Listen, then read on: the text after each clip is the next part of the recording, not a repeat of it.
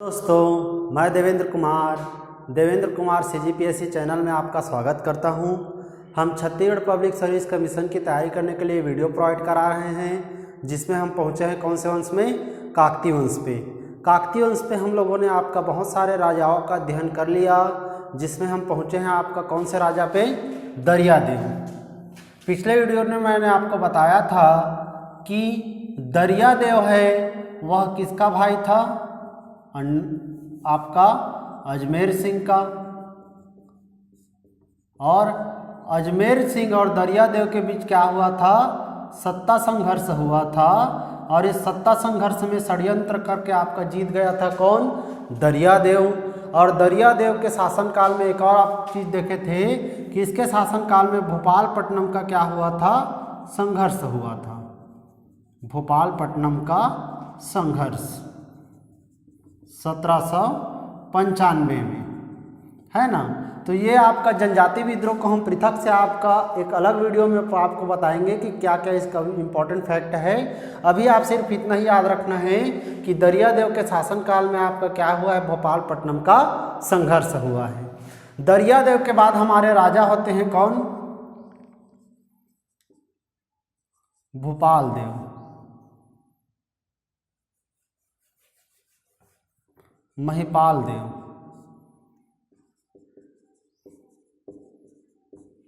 ठीक है। दरियादेव के बाद हमारे शासक होंगे कौन?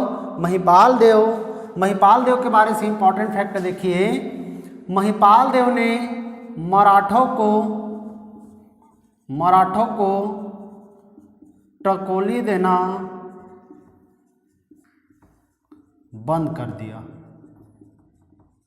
हम लोगों ने अभी अभी आपका पढ़ा है आपका दरियादेव के शासनकाल में कि इनके शासनकाल में एक संधि हुई थी, जिस संधि का क्या नाम था? कोटपाट की संधि। कोटपाट की संधि 6 अप्रैल 1778 में हुई थी, और उस संधि के तहत आपका मराठों को 59,000 टकोली देना तय हुआ था। अंग्रेजों को आपका साम्राज्य विस्तार करने के लिए उनको व्यापार का आपका छोड़ दिया गया था। विक्रमदेव को कोटपाट परगना दिया गया था। तो जो 59,000 टकोली प्रतिवर्ष देना तय हुआ था काकतीय राजाओं को, उस टकोली को देना बंद कर दिए थे किस व्यक्ति ने? महिपाल देव ने। तो आपको क्वेश्चन पूछेगा कि 59,000 टकोली मराठों को देना जो तय हुआ था, उनको टकोली देना बंद कर दिया किस व्यक्ति ने? तो महिपाल देव ने। इसी कारण मराठों के द्वारा छत्तीसगढ़ के बस्तर क्षेत्र में आपका क्या किया जाएगा? आक्रमण किया जाएगा। क्या किया जाएगा भाई? आक्रमण किया जाएगा, क्योंकि महिपाल देव है वह टकोली देना क्या कर दिया है? बंद कर दिया है। इनको टैक्स देना बंद कर दिया है। इसी कारण आपका ये बस्तर क्षेत्र पे आक्रमण करेंगे, और बस्तर क्षेत्र में आपका रामजी बाग को भेजा। किसको भेजा? रामजी बाग को भेजता है आपका। रामजी बाग आपका आक्रमण करता है किसके शासनकाल में? महिपाल देव के शासनकाल में। देखिए, आपका इतिहास को जितना हम एक दूसरे को कनेक्ट करके पढ़ेंगे उतना हमें समझ आएगा। हम देख रहे हैं कि मराठों को टकोली देना इन्होंने बंद कर दिया। इस कारण मराठों ने छत्तीसगढ़ में आपका आक्रमण किया, और आक्रमण के फलस्वरूप किसको भेजा है? रामजी बाग को। और रामजी बाग और महिपाल देव के बीच आपका लड़ाई हुई, और इस लड़ाई में जीत गया कौन? रामजी बाग। कौन जीता भाई? रामजी बाग जीता। इसी कारण महिपाल देव ने आपका जो सिहावा परगना था, क्या परगना था? सिहावा परगना। उस परगने को आपको दे दिया किसको? रामजी बाग को, या हम कह सकते हैं मराठों को दे दिया। किसको दे दिया? मराठों को दे दिया। किस व्यक्ति ने? महिपाल देव ने। तो आपको याद रखना है, रामजी बाग का आक्रमण किसके शासनकाल में? महिपाल देव। और इनके आपका दोनों के बीच लड़ाई हुई, महिपाल देव और रामजी बाग के बीच, जिसमें रामजी बाग को विजय प्राप्त हुई, और सिहावा परगना रामजी बाग को दे दिया गया, या कह सकते हैं किसको दे दिया गया? मराठों को आपका दे दिया गया। ये इंपॉर्टेंट फैक्ट है आपका किसके बारे से? महिपाल देव। और महिपाल देव के बारे से देखें हम तो महिपाल देव के शासनकाल में एक और जनजाति विद्रोह हुआ है, जिस विद्रोह का नाम है आपका परलकोट विद्रोह। कौन सा विद्रोह? परलकोट विद्रोह 1825 ईस्वी में। ठीक है, तो हम किसी न किसी शासक के शासनकाल में कोई न कोई जनजाति विद्रोह में मिल रहा है। हम लोगों ने सर्वप्रथम अजमेर सिंह के शासनकाल में हलवा विद्रोह देखा था, हम लोगों ने दरियादेव के शासनकाल में भोपालपट्टनम का संघर्ष देखा, और महिपाल देव के शासनकाल में क्या देख रहे हैं? परलकोट विद्रोह, जो कि आपका कब हुआ है? 1825 में। ठीक है, तो आप याद रखना है कि परलकोट विद्रोह किसके शासनकाल में? तो महिपाल देव के शासनकाल में। हम जनजाति विद्रोह को पृथक से आपका पढ़ेंगे कि इसमें क्या क्या इंपॉर्टेंट फैक्टर है और क्या क्या आपका कौन कौन राजाओं ने कौन कौन नेतृत्व करता है और कब हुआ है। ठीक है, अभी आप इतना ही याद रखते हैं, परलकोट विद्रोह आपका किसके शासनकाल में? महिपाल देव के शासनकाल में। महिपाल देव के बाद आपका राजा होंगे जिसका नाम है भूपाल देव। क्या है जी? भूपाल देव। भूपाल देव हमारे शासक होंगे किसके बाद? महिपाल देव के बाद। और भूपाल देव के बारे से देखिए, भूपाल देव के शासनकाल में भी जनजाति विद्रोह हुआ। क्या हुआ? जनजाति विद्रोह हुआ। तो कौन कौन सा जनजाति विद्रोह हुआ भाई? तो याद रखना है, भूपाल देव के शासनकाल में आपका जनजाति विद्रोह हुआ है मेरिया, तारापुर विद्रोह, तारापुर विद्रोह हुआ है, और आपका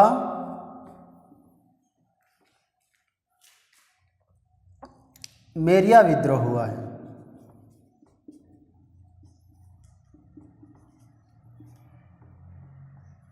तो याद रखना है हमें, दो आपका जनजाति विद्रोह हुआ है भूपाल देव के शासनकाल में। एक तो तारापुर विद्रोह हुआ है और एक क्या हुआ है? मेरिया विद्रोह। ये दोनों ही विद्रोह आपका 1842 में प्रारंभ होती है। कब प्रारंभ होती है? 1842 में। याद रखना है, तारापुर विद्रोह और मेरिया विद्रोह किसके शासनकाल में? भूपाल देव के शासनकाल में। आप इसको नोट कर लीजिए, फिर हम आगे बढ़ते हैं।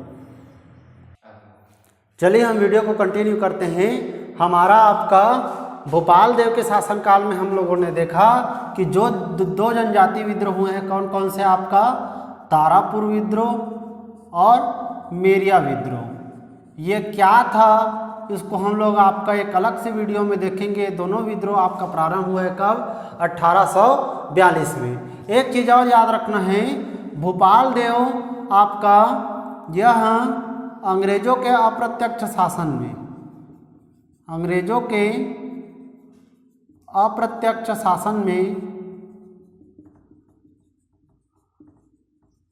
प्रथम शासक था। क्या था भाई? प्रथम शासक था अंग्रेजों के अप्रत्यक्ष शासन में। कौन सा शासक? भूपाल देव। ठीक है, भूपाल देव के बाद हमारा राजा होगा जिसका नाम है आपका भैरम देव। कौन होगा भाई? भैरम देव। देखिए भैरम देव के बारे से इंपॉर्टेंट फैक्ट, भैरम देव अंग्रेजों के छत्तीसगढ़ में प्रत्यक्ष शासन का, कैसा शासन का? प्रत्यक्ष शासन का प्रथम काकती राजा है।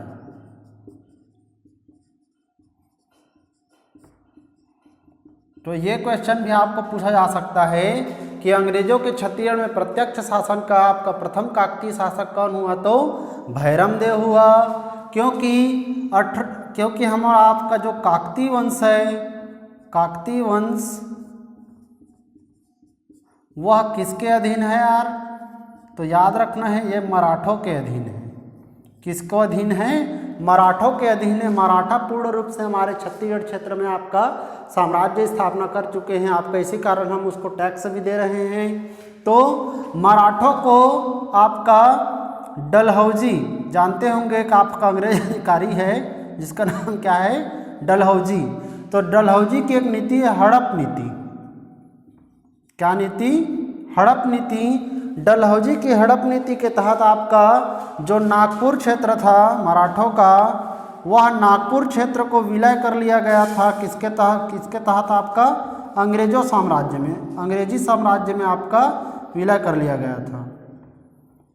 ठीक है, तो डलहौजी की हड़प नीति के तहत जो नागपुर क्षेत्र है उसका विलय कर लिया गया अंग्रेजी साम्राज्य में, और नागपुर क्षेत्र का विलय कर लिया गया तो आपका किस क्षेत्र का भी विलय हो गया भाई?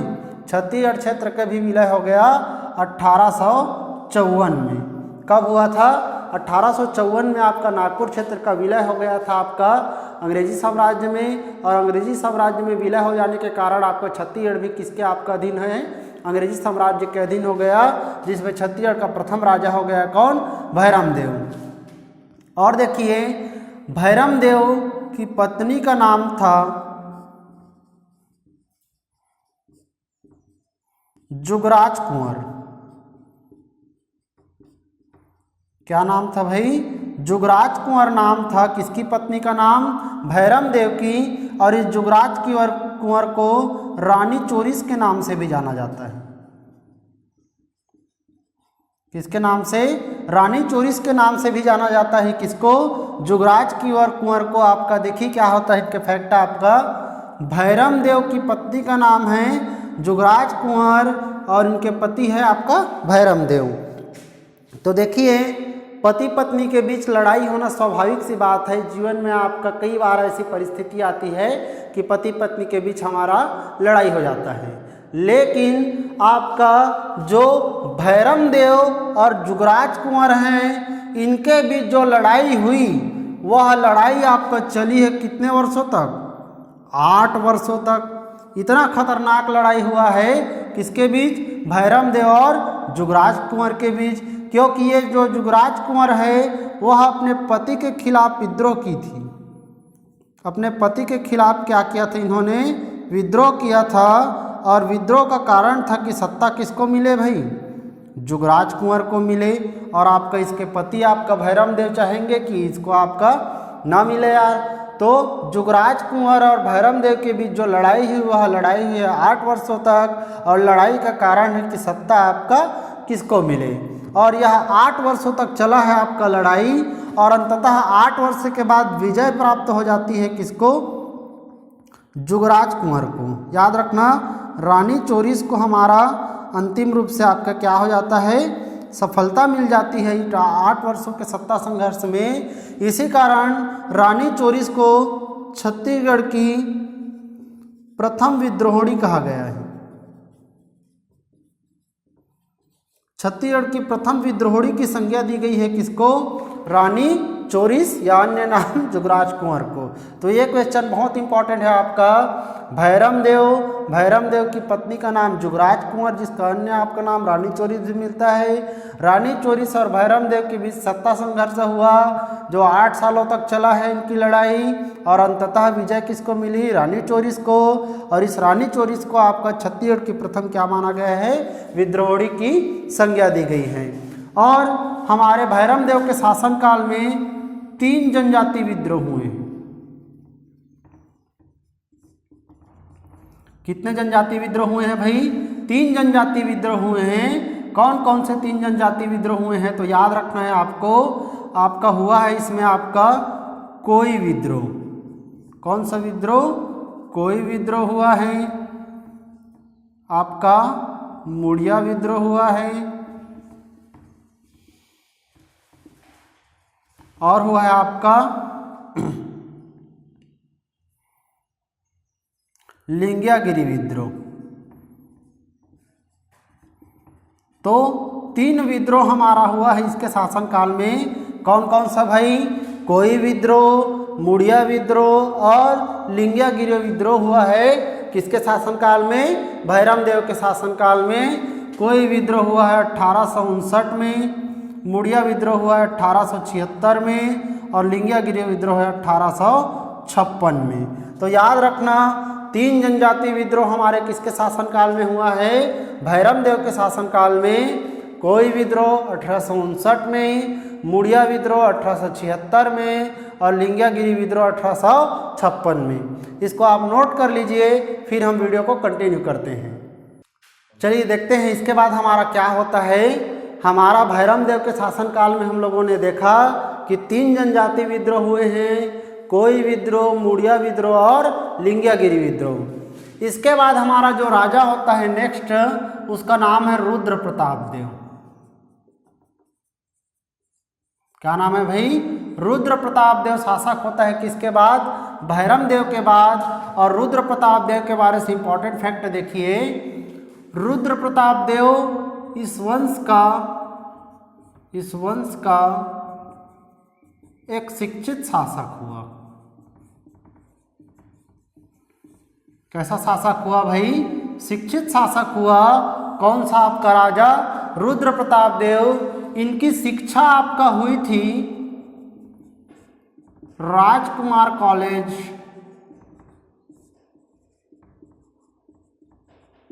रायपुर से। कहाँ से इसकी शिक्षा हुई थी भी? राजकुमार कॉलेज रायपुर से इसकी शिक्षा हुई थी आपका किसका?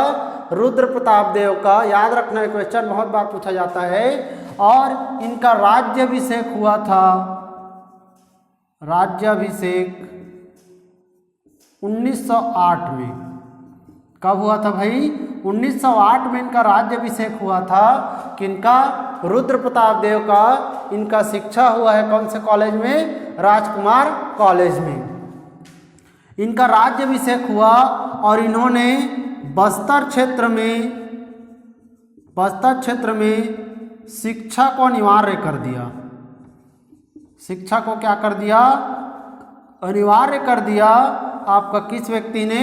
रुद्र प्रताप देव ने। तो यह क्वेश्चन भी आपको पूछा जा सकता है कि बस्तर क्षेत्र में शिक्षा को अनिवार्य करने वाला कौन सा काकतीय वंश का राजा है? तो आपका रुद्र प्रताप देव है। और बस्तर क्षेत्र में शिक्षा को अनिवार्य करने के साथ साथ इन्होंने आपका एक पुस्तकालय का निर्माण कराया।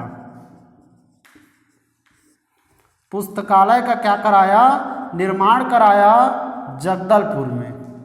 कहाँ कराया भाई? जगदलपुर में पुस्तकालय का निर्माण कराया, या हम जिला में कह सकते हैं बस्तर में आपका निर्माण कराया।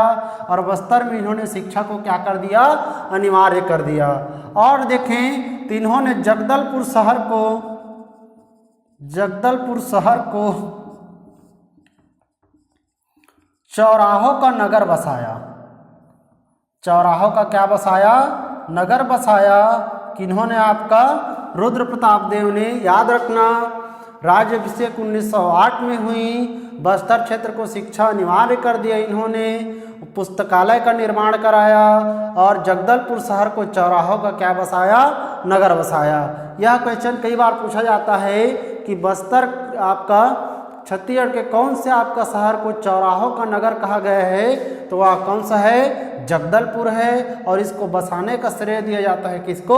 रुद्र प्रताप देव को। और देखिए रुद्र प्रताप देव के बारे से, रुद्र प्रताप देव इन्होंने अंग्रेजों की सहायता की थी।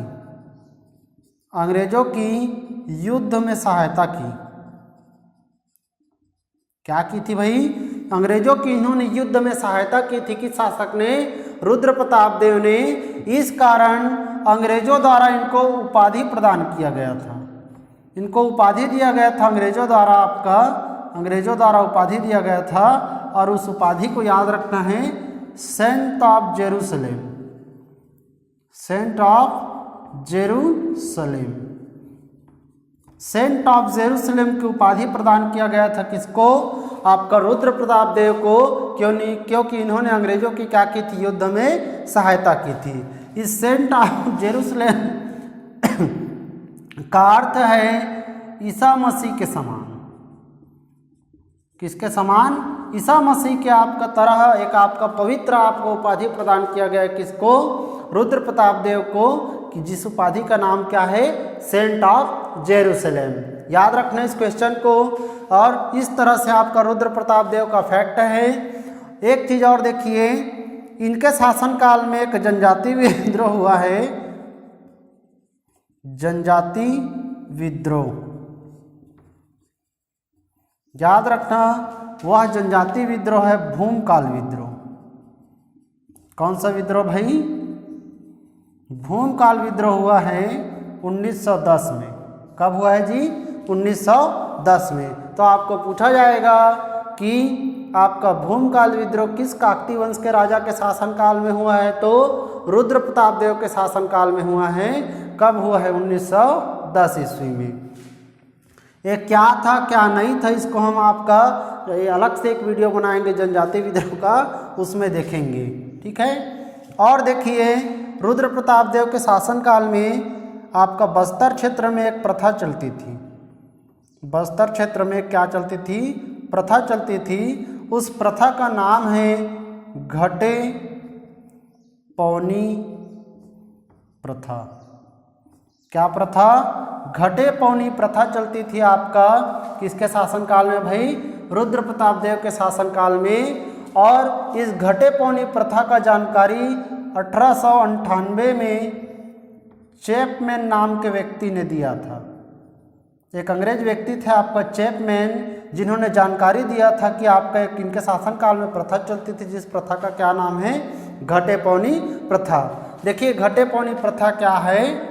घटे पौनी प्रथा आपको CGPSC मेंस में भी डायरेक्ट क्वेश्चन पूछा जा सकता है कि घटे पौनी प्रथा से आप क्या समझते हैं। तो देखिए, घटे पौनी प्रथा एक देह व्यापार की प्रथा थी। किसकी प्रथा थी? देह व्यापार की प्रथा थी। इसमें होता क्या था? इसका शाब्दिक अर्थ कुटुंब की बहाली था। कुटुंब की बहाली। इसमें होता क्या था? तो आपका सुंडी, कलार, पनरा और धोबनिन, ये 4 जातियों के बारे में जिक्र किया गया है। सुंडी, कलार, पनरा और धोबनिन, ये 4 जो जाति वर्ग के लोग थे उसकी परित्यक्त व विधवा स्त्रियां, परित्यक्त व विधवा स्त्रियों को बेचा जाता था। क्या जाता था? बेचा जाता था। और उनको कराया जाता था क्या? देह व्यापार। तो इसी प्रथा को आपका नाम दिया गया है क्या? घटे पौनी प्रथा। घटे पौनी प्रथा एक देह व्यापार की प्रथा है। शाब्दिक अर्थ इसका कुटुंब की बहाली है। हमारे छत्तीसगढ़ क्षेत्र की सुंडी, कलार, पनरा, धोबनिन जो जाति वर्ग के थे, उनकी परित्यक्त और विधवा स्त्रियों को क्या किया जाता था? बेचा जाता था। और जो आपका खरीदार होता था, खरीदार, वह भी उसी जाति से आपका होता था। ठीक है। जो खरीदार होता था वह भी उसी जाति से होता था। जैसे सुंडी को कोई खरीदेगा तो वह कौन सी जाति का रहेगा? सुंडी जाति का ही रहेगा। तभी आपका परित्यक्त और विधवा स्त्री को आपका वह सुंडी जाति का खरीद कर आपका देह व्यापार की संज्ञा प्रदान करता था। ठीक है। इसी प्रथा को नाम दिया गया है क्या? घटे पौनी प्रथा, जिसकी जानकारी दिया है किसने? चैपमैन नामक व्यक्ति ने। कब दिया है? 1898 में। और किसके शासनकाल में हो रहा है भाई? रुद्र प्रताप देव के शासनकाल में सभी फैक्ट हो रहे हैं। इसको नोट कर लीजिए, फिर हम आगे बढ़ते हैं। हमारे रुद्र प्रताप देव के बारे से आपका बहुत सारे प्रश्न आपको पूछा जा सकता है। एक शिक्षित शासक थे। इनके शासनकाल में आपका एक भूमकाल विद्रोह हुआ है 1910 में। 1908 में इनका राज्याभिषेक हुआ। इनकी शिक्षा राजकुमार कॉलेज रायपुर में हुई। और इन्होंने आपका जगदलपुर बस्तर क्षेत्र में अनिवार्य शिक्षा को लागू किया। उस क्षेत्र को आपको चौराहोगढ़ नगर बसाया। इनको सेंट ऑफ जेरूसलेम की उपाधि प्रदान की गई है अंग्रेजों द्वारा। और इनके शासनकाल में प्रथा चल रही है कौन सी प्रथा? आपका घटे पौनी प्रथा। घटे पौनी प्रथा का अर्थ यही है कि देह व्यापार कराया जाता था महिलाओं से आपका, जिसमें सुंडी, कलार, पनरा और धोबनिन जो जाति वर्ग के स्त्रियां थी, खास करके परित्यक्त और विधवा। परित्यक्त कहने का मतलब होता है जिसका पति आपका छोड़ दिया रहता था या जिसका पति का निधन हो गए है, ऐसी स्त्रियों को आपका देह व्यापार की कराया जाता था। और जो खरीदार होता था वह भी उसी जाति से आपका रहता था जिस जाति से वह आपका देह व्यापार करने वाली स्त्री होती थी। और इसी प्रथा को आपको नाम दिया गया है घटे पौनी प्रथा। और इसकी जानकारी सर्वप्रथम 1898 में आपका दिया था किसने? चैपमैन नाम के व्यक्ति ने। इसके बाद हमारा रुद्र प्रताप देव के बाद हमारा छत्तीसगढ़ की साहब का नाम आता है, जिसका नाम है आपका प्रफुल्ल कुमारी देवी। प्रफुल्ल कुमारी देवी। प्रफुल्ल कुमारी देवी छत्तीसगढ़ की प्रथम महिला शासिका है। क्या है भाई? छत्तीसगढ़ की प्रथम महिला शासिका कौन है पूछेगा तो याद रखना है आपका प्रफुल्ल कुमारी देवी को माना गया है, जो कि कौन से वंश से थी? आपका काकती वंश थी। प्रफुल्ल कुमारी देवी छत्तीसगढ़ की क्या है?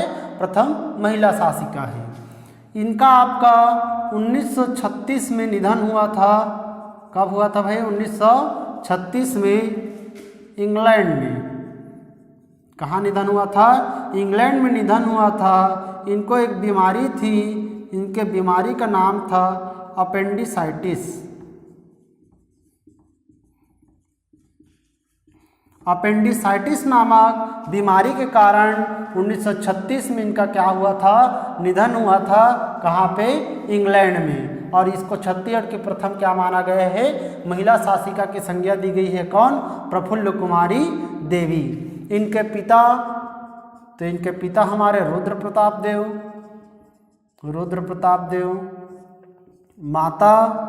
माता थी वो प्रफुल्ल कुमारी, प्रफुल्ल चंद भंजदेव के नाम से जाना गया है इसको। यह उड़ीसा के मयूर वंश की थी।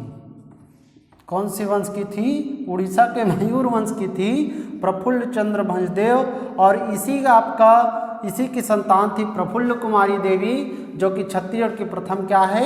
महिला शासिका है। इसके बाद हमारे छत्तीसगढ़ में काकती वंश में शासन करेंगे आपका प्रवीर चंद्र भंजदेव। प्रवीर चंद्र भंजदेव। और प्रवीर चंद्र भंजदेव अंतिम काकती राजा हुआ।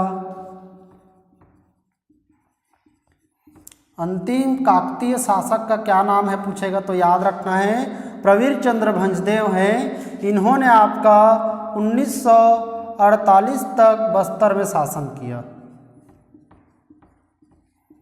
कब तक शासन किया? 1948 तक बस्तर में शासन किया। और 1948 में बस्तर, और बस्तर के साथ साथ हमारे छत्तीसगढ़ का भी पता होगा आपको, भारत संघ में विलय कर लिया गया था।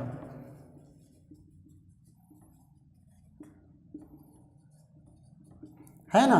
हमारे छत्तीसगढ़ सहित पूरे बस्तरी क्षेत्र, बस्तर रियासत था आपका, उसका भी आपका पूरे भारत संघ में विलय कर लिया गया। और हमारा राज सिंहासन समाप्त होकर प्रजातंत्र की स्थापना होती है हमारे भारतीय संघ में। तो इन्होंने कब तक आपका शासन किया है बस्तर में? तो 1948 तक। याद रखना है। अंतिम आपका काकती राजा कौन? प्रवीर चंद्र भंजदेव।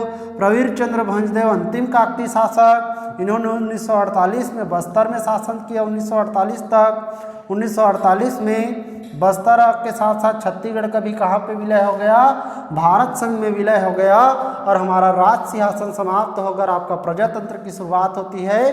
प्रवीर चंद्र भंजदेव का 1966 में इनका निधन हुआ था गोली कांड में।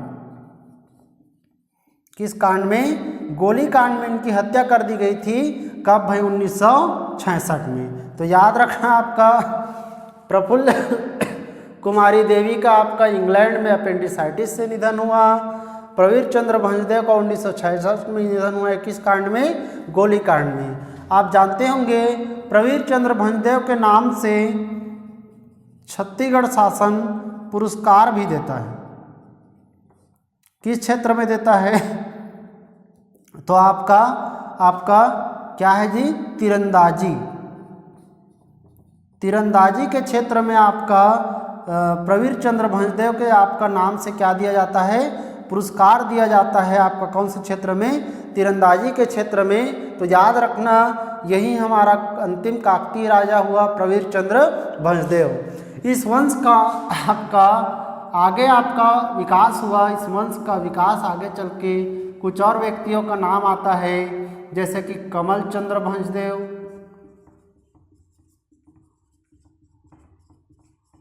विजय चंद्र भंजदेव, विजय चंद्र भंजदेव और भरत चंद्र भंजदेव। तो इस प्रकार के कुछ अन्य नाम आते हैं जो कि कौन से वंश से आपका रिलेटेड हैं, काकतीय वंश से। तो याद रखना, अंतिम काकतीय राजा प्रवीर चंद्र भंजदेव, इनका आपका 1948 से बस्तर रियासत का आपका भारत संघ में विलय कर दिया गया। इस वंश का आगे आपका वंश चला है कमल चंद्र भंजदेव, विजय चंद्र भंजदेव, भरत चंद्र भंजदेव इस नाम से। और इस तरह से हमारे छत्तीसगढ़ में आपका 1324 से लेकर 1948 तक शासन रहा कौन से वंश का, काकतीय वंश का। अब हम नेक्स्ट वीडियो में आपका जनजाति विद्रोह पे आपका वीडियो प्रोवाइड कराएंगे आपको, जिसमें हम विशेष रूप से चर्चा करेंगे कौन से विद्रोह को, जनजाति विद्रोह को। ठीक है,